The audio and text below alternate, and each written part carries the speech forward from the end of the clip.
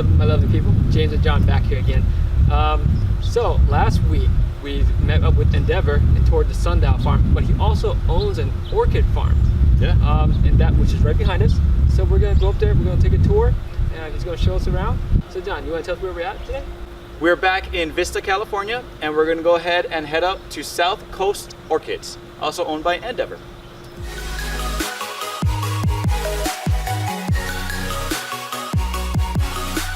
Let me show you the stages of orchids, okay? In here, there's all stages from the plant to the spiking stages and so on. So in here, there's 7, 8 tables right here. This is 9,200 plants. This is what 9,200 plants look like. How tough orchids plants are, okay? When they're starting from Taiwan, 2 weeks before they start packaging them, they don't water them. So they dry out, so there's less disease, opportunity for disease or anything. And then they put in this box. They put it 36 in the box. And then they'll sit on the ship for 2 weeks. Yeah. And then they'll come here at the port. Maybe it'll take about a week to get everything done, get out here. They go through a USDA inspection. And once they're here, there's another inspection. We gotta call the city, they come inspect it, make sure there's no disease or anything like that. And then we're allowed to plant it. And then usually by the time we have it here, it takes us 5 months to get to that stage. So, if I'm understanding this correctly, they go about a month and a half without being watered? Yeah. Wow. Yeah, when you get it here, they're pretty light. Yeah, a month to a month and a half. It's a long time. Yeah. But these are a lot stronger plant. The grower that we get from, they're growing for a lot of Japanese market. Okay. Again, we want to stand for quality, not just for mass production. So this came in last month, November 1st. So the amount of month is, it should be spiking. So like this. When I first started the business, I had no idea about orchids. So the previous owner is like, hey grasshopper, you're pointing at the roots. Like, but here is the spiking right here. Oh, I see it. Yeah.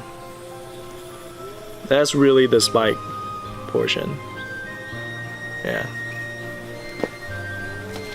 So after that, this is the first stage, and then the next stage is the spike will get a lot longer and slowly longer, and then we'll stake it, we'll clip it. Everything is done by hand.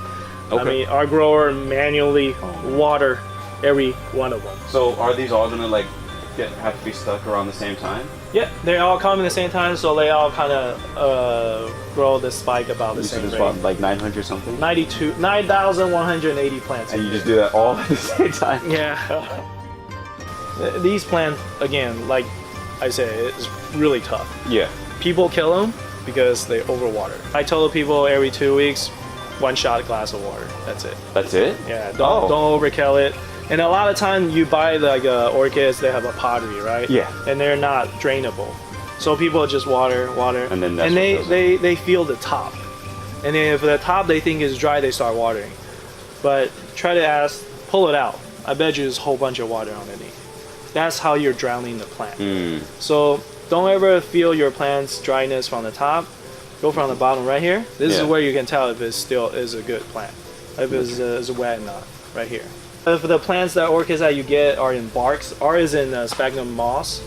Okay, sphagnum. But if it's in bark, then you have to water more because it doesn't obtain the moisture as long. So in the bark, you see at the grocery store, if they're in bark, they usually, I mean, they can't always take care of every plant. Yeah. So you probably usually will die faster if you don't get a water. So for bark, I would say once a week. Okay. Yeah. If you see if it's all green in the vein, that's what you want. If you see a plant that looks beautiful on top and then this is all black, it's gonna die pretty quick. Yeah. Yeah. So you want to, if you feel it is very compact, packed really well. Oh yeah. You want that. They like it to be squeezed, and then you want to see all these beautiful green roots, like jaded color. This you know is a good plant. This is our orchids that is ready to go into like cascading. Cascading is called a waterfall stages. Okay. Yeah. So it makes it look like a waterfall. You want to do it early enough so once you cascade, it has the time to point its face in the right direction.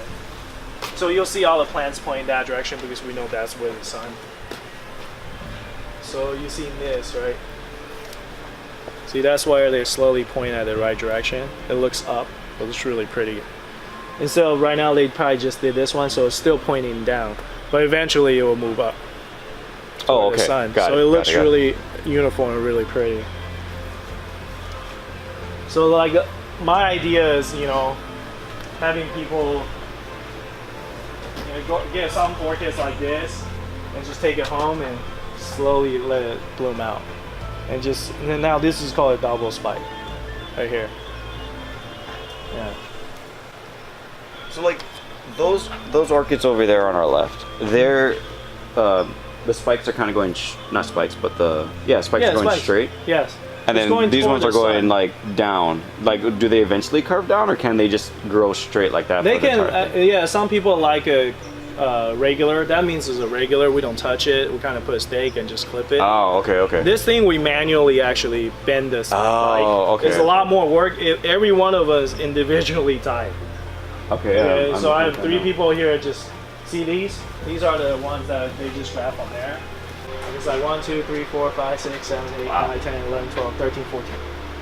Yeah. So we try to grow for quality. Yeah. And I want people to see orchid as a quality plant. It's amazing about orchid is it pops in sequence. now. Okay. It doesn't just go random. Ah, They that's go cool. 1, 2, 1, 2, 1, 2. It's a beautiful plant. Yeah. These are a little smaller. We call them 3 inches.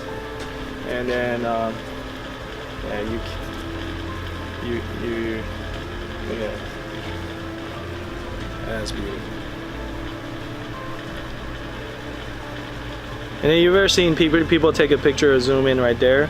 That's actually looking like a dove. Like if you put the white ones actually right here, Oh yeah. they look I like see a it now. dove. Yeah. Yeah, Even has a little beak. yeah, it's amazing.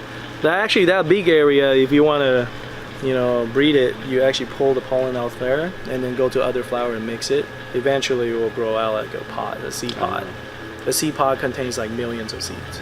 Yeah, it's amazing. We only differentiate by like 3 main categories: whites, purple, or novelty. Any color Okay. that's a mix. Yeah. Because you gotta know all the lingos and how they work the accounts receivable, payable, and so forth. So it really helped. Oh. Yeah. Every little step I did farmers market, I did 626 night market. Okay. I even brought like toys from Taiwan to set up market there. And I just want. My dream is always run a business. Yeah. Like any type of business, and then it happens to run a produce and orchid is even better. because So you basically started trying different businesses first. A lot So of different when did you decide? Okay, I want to do orchids or I want to do the hydroponics. The couple of years ago, this is called Archie's Acre. Okay. I went to night school. A couple months later, we graduated, and then I went in to a really junky greenhouse. I mean, there's holes everywhere. As we just clean it ourselves. Yeah. We bought a small system, like from American Hydro, and then we just built a table and test it out. And even during the winter, there's one day I went and the tank actually froze, and the Ooh. basil was still able to go. Yeah. So that's what's amazing about it. So I'm like, okay, maybe I'll try to, keep on growing the Yeah. basil part. So we did that, and the basil is what got me excited and starting the whole farming side. So I was able to do Farmers Bureau. I was able to find this owner, and he was willing to rent a space for me. Okay. Like, so I had the 1 bay of greenhouses I rented from him. We did the setup and got everything done, and then he's like, Endeavour, I'm ready to retire. I'm like, well, you retired, I can't rent this place. So that's how everything went. Yeah. What made you choose orchids? I didn't. It chose me. I was growing know. basil, and then the owner was also growing orchids. I'm Okay. like, Okay. either I take it or I don't take it. I take it all or I don't take it. So How long ago was that? 2 years ago, November okay. 1st, 2016. So you just had your 2 year not too long ago. Not just had my 2 years. Yeah, it's an amazing experience. Running a business, starting, working with my wife, and starting this is different. Like, how big is the orchard? The orchid house alone is about 22,000 square feet. 20,000? Yeah. So in here we fit about 45,000 plants. Yeah, there's a lot of, you're carrying a lot of inventory, you're carrying a lot of risk. I mean, any little thing that goes wrong, let's say the fan stopped working over the weekend or the heater stopped working, you know, it can hurt your plant really quickly. So What's the ideal temperature in here? ideal, I wish it'd be like 75, but summer I hit it at 90 because these houses are 30 years old. They're all wood, Yeah. you know, so we try our best. I mean, what they want is a higher humidity and good airflow. Okay, so we go traditional way. We water the floor to get that humidity out. Oh. Yeah, when it gets really hot. The house is a little bit too low for the right growing environment. But that being said, it actually makes them tougher.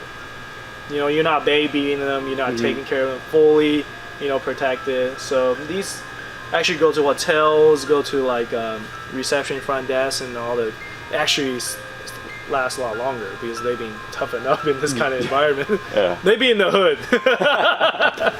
Really get a tougher plant, yeah. In the winter time, it grows to the 5-month turnaround time. Summer, sometimes 3 months. And then this summer, it scared me because two of my batches all went at the same time because it was so hot. So instantly, I gotta figure out how to sell all that. Yeah. Like you see all white, it looks pretty, but it scares me because this is a plant. Yeah. This is not like the beetle trees or anything. The bigger it gets, the more valuable it gets. Here is once it has a flower, I need to get it out the door. Okay. Right? It's a very Okay. time sensitive product, but at least is more forgiving. Because, Yeah. Sorry, quick. because sometimes people use it for weddings, so they want a full bloom out because Yeah. you don't want little buds. Yeah. So they'll wet it, we'll keep it here, and then for them to do a cut. Okay. It hurts me, but you gotta make that cost back. You know, it takes so much people's effort to grow a plant. I mean, from like clean room, from tissue culture, from planting, they go from different pot sizes until here. Yeah. It takes a long time, so that's why it's hard to throw them away. You know? Right. But sometimes when you run out of space, you actually have to. I usually sometimes give it to like a garden club or Okay. they come pick it up. Yeah. Yeah, those people that are hobbyists, they really like orchids and have fun with them.